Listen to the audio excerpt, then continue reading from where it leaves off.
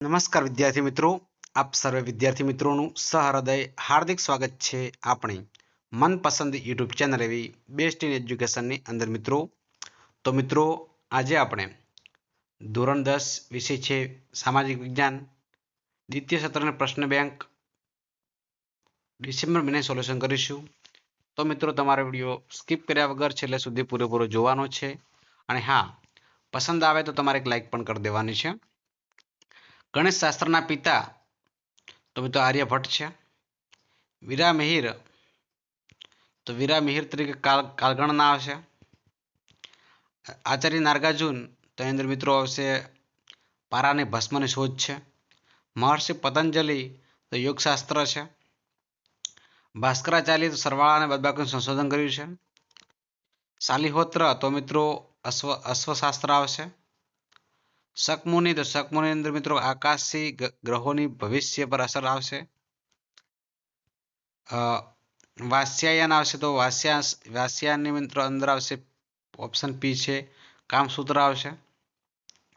કોણાર્કનું સૂર્ય મંદિર તો કોણાર્કના સૂર્ય મંદિરની અંદર વાત કરીએ આપણે તો ઓડિશા આવશે.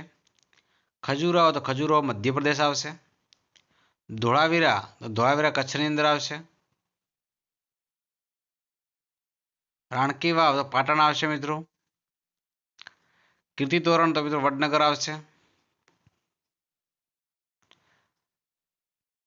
રુદ્ર મહાલય તો સિદ્ધપુર આવશે. બુદ્ધેશ્વર મંદિર તો મિત્રો તમિલનાડુ આવશે.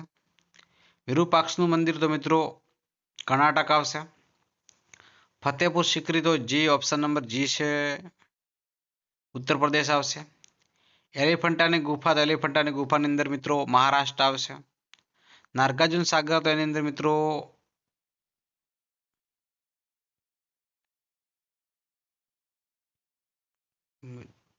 નાગાર્જુન સાગર બરાબર ધરોઈ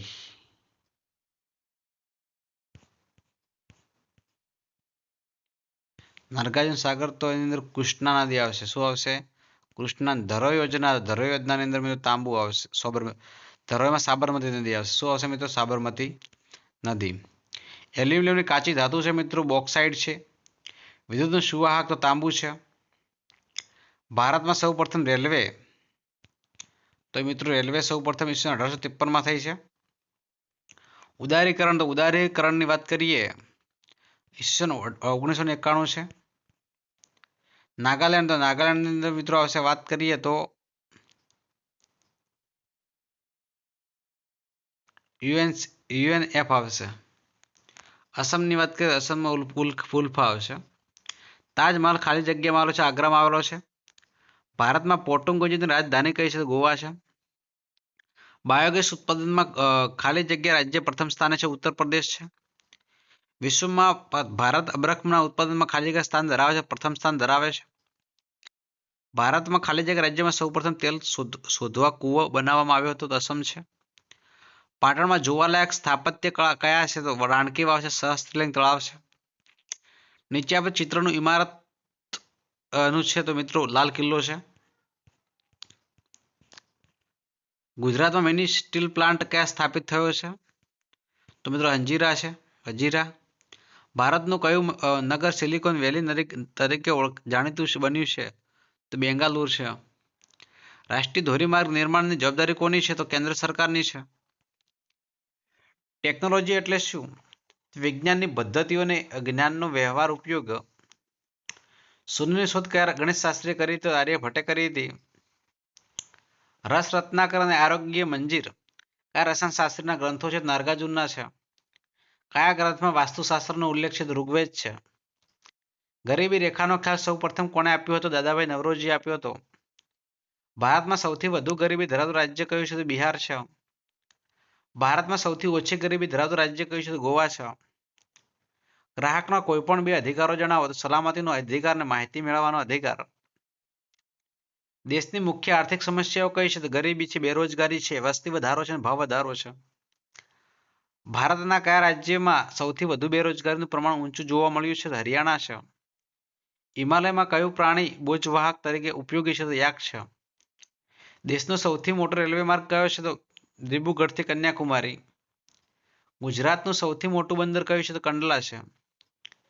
વિશ્વમાં રેલમાર્ગમાં ભારતનું સ્થાન કેટલામું છે? ચોથું છે. પરિવહન માર્ગોમાં ઝડપી અને ખર્ચાળ પરિવહન કયું છે? તો હવાઈ પરિવહન છે. 12 માસ ખુલ્લું રહેલું બંદર કયું છે? તો કંડલા છે. વિશ્વ વૃદ્ધ દિન કયા દિવસે ઉજવવામાં આવે છે? 1 ઓક્ટોબર છે. ગુજરાતનું સૌથી મોટું રેલવે સ્ટેશન કયું છે? અમદાવાદ છે. કાલુપુર. અભયમ યોજના કોના માટે કામ કરે છે? તો મહિલાઓ અને બાળકોની સુરક્ષા માટે. HDI નું પૂરું નામ શું છે? તો હ્યુમન ડેવલપમેન્ટ ઇન્ડેક્સ, માનવ વિકાસ સૂચકાંક છે. મિત્રો ત્યારબાદ ખરા ખોટા મિત્રો અહીંયા આપણે જોઈ શકીએ છીએ. બરાબર, ખરા ખોટાના પ્રશ્નો તમને અહીંયા આપી દીધા છે. ત્યારબાદ મિત્રો વિભાગ બી છે. તો વિભાગ બી ની અંદર પણ તમે મિત્રો જોઈ શકો છો અહીંયા કે આના પ્રશ્નો પણ અહીંયા તમને આપ્યા છે. બરાબર, તો એ પણ તમારે જોઈ લેવાના છે. ત્યારે વિભાગ સી છે. તો વિભાગ સીના પણ પ્રશ્નો તમે મિત્રો અચૂક જોઈ શકો છો. ત્યારબાદ વિભાગ ડીના પ્રશ્નો મિત્રો વ્યવસ્થિત રીતે તૈયારી કરી લેવાના છે. બરાબર,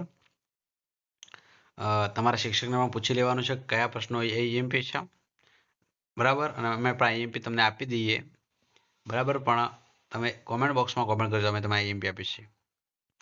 તો મિત્રો આ છે આપણો આજનો વિડીયો લેક્ચર. વિદ્યાર્થી મિત્રો તમને વિડીયો પસંદ આવ્યો હોય તો વિડીયોને અચૂક લાઈક કરજો. ચેનલ પર નવા હોય અને ચેનલને મિત્રો હજુ સુધી આપણે સબસ્ક્રાઇબ ન કરી હોય તો ચેનલને મિત્રો અચૂક સબસ્ક્રાઇબ કરી દેજો.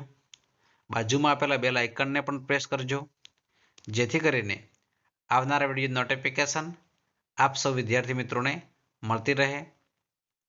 ફરી મળીશું નેક્સ્ટ વિડીયોમાં. ત્યાં સુધી આવજો. જય હિન્દ, જય ભારત, જય માતાજી.